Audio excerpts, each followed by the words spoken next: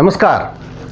परंपरा के अनुसार आइए वीर गाथा का प्रारंभ देवाराधन से करें। पहले सुमिरो श्री गणपति को जो गिरिजा के राजकुमार, पिता हैं जिनके शिव शंकर जी, जिनको यश छायो संसार। चरण लाग के जगदम्बे के, जो नित बुद्धि करें प्रकाश। रिद्धि सिद्धि को पूर्ण करी है, जय के ज्योति दीपे आकाश। काली सुमेरों कलकत्ते की, जाको रूप न वर्ण्यो जाए। मन के कारज पूर्ण कर देऊ, चढ़ के सिंह सवारी माए। ज्वाला सुमिरो कोटि कांगड़े, हृदय करें ज्ञान उजियार। देश कामरू की कामाख्या, सुमिरो बार बार सिरधार। विंध्याचल की विंध्यवासिनी देवी, रटो नित्य धरि ध्यान। अन्नपूर्णा श्री काशी जी, बाला त्रिपुर सुंदरी जान। रक्षा करणी चित ब्रह्महरणी, सब सुख करणी आदि महारानी। पूर्ण कीजे मनोकामना, निश दिन दास आपनो जान।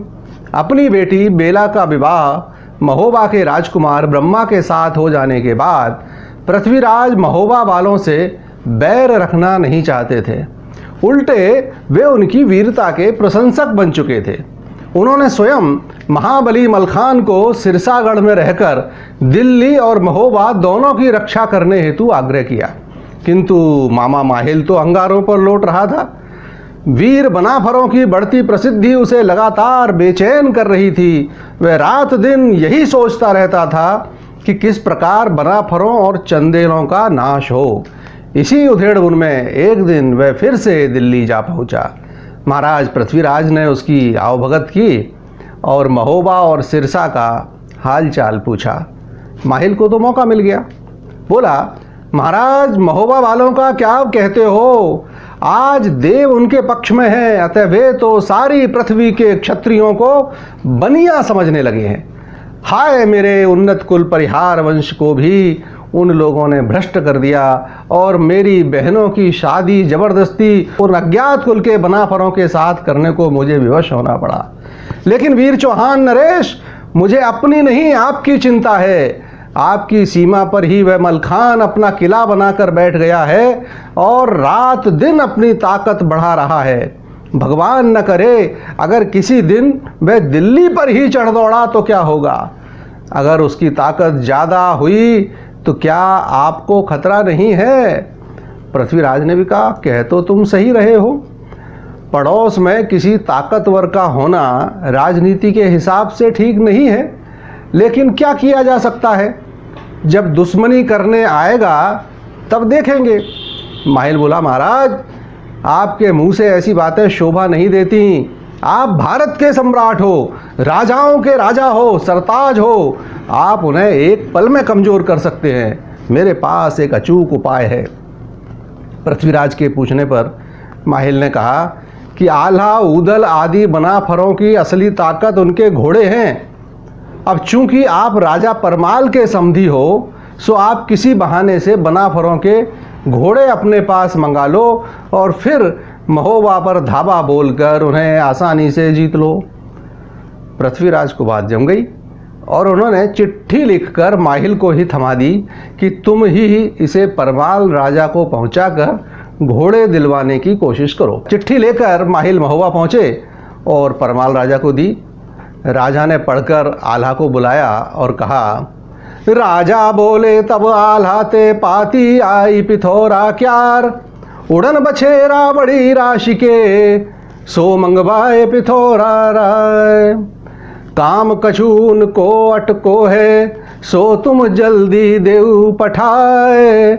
सुनते आल्हा बोलन लागे, हम सब मानो हुक्म तुम्हार। पैक अर्ज सुनो दादा तुम, सुन के हंसिए सकल जहान।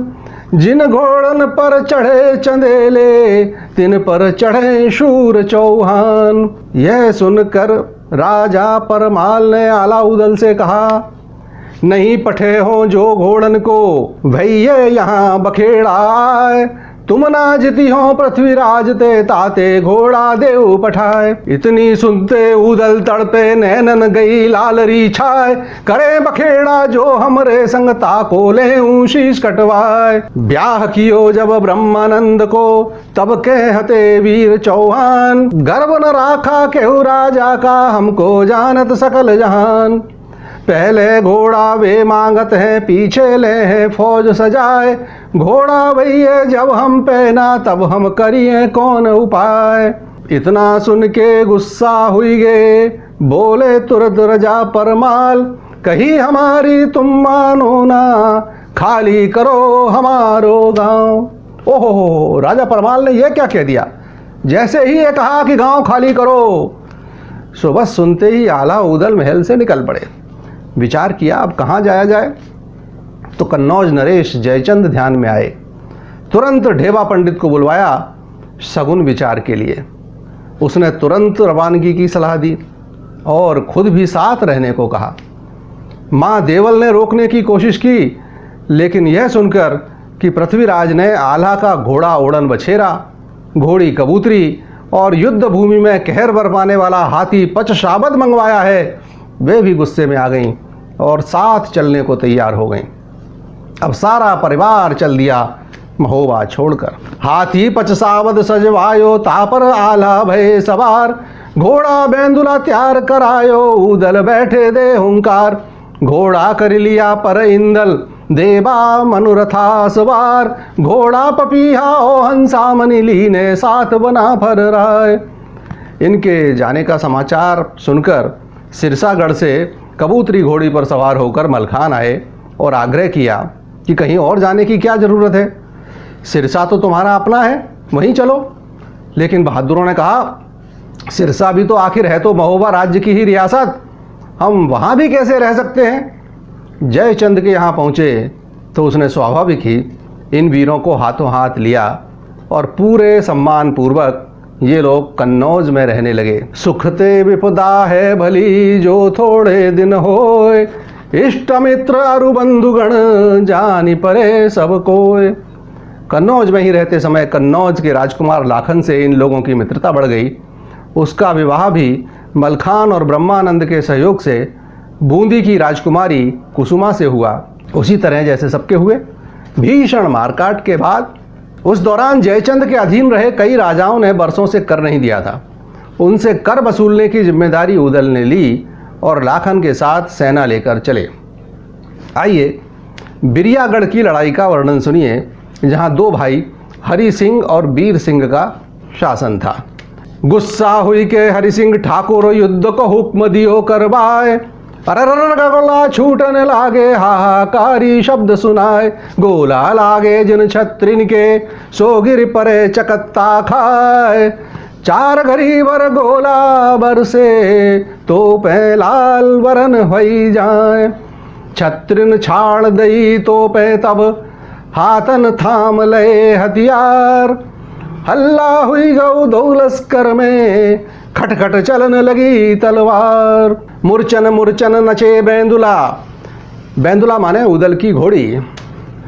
मूर्छन मूर्छन नचे बेंदुला, उदल कहे पुकार पुकार। सदा तुरैया बनना फूले, यारो जन्म न बारंबार। पाँव पिछारी तुम धरियो ना, रखियो धर्म कनौजी क्यार। दे दे पानी रजपूतन को, दोनों हाथ करें तलवार। भगे सिपाही विरिया भाले, अपने डार डार हथियार। देख हाल ये हरि सिंह ने, अपनी खींच लई तलवार। चोट चलाई बदऊदन पर, ऊदन दीनी ढाल अड़ाए। काबा दे के तब ऊदन ने, रस बेंदुल को दियो बढ़ाए। तड़प के पहुँच गए मस्तक पर, और हरि सिंह को लियो बंधाए। यह गति देखी वीर सिंह ने, अपनो हाथी दियो बढ़ाए। तीन सिरोही वीर सिंह मारी, ऊदल लीनी चोट बचाए। टूट सिरोही गई वीर सिंह की, खाली मूठ हाथ रही जाए। एड़ लगाई तब बेंदुल को, गज मस्तक पर दियो चढ़ाए। रस्सा काट दे हौदा के, वीर सिंह गिरे धरनी पर आए। गजभर छाती वीर सिंह की, देखत शूरता ही भय खाए। ताल ठोक उदलते बोला, आओ अब कुश्ती हुई जाए। झपट उठाए लियो उदल को, फेंकन को मन कियो विचार। उदल पेच करे ऊपर ते, ओ छाती पर भय सवार। दंड बांध लई तब वीर सिंह की, माल खजानो लियो लुटाए। किला जीत लियो वीर सागड़ को, जीत को डंका दियो बजाए।